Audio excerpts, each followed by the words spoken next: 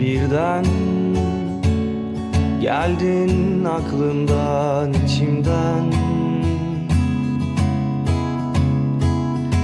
Kalbimde bitmeyen bir parça en temiz yerinden. Sahiden bekleyen en aptal halime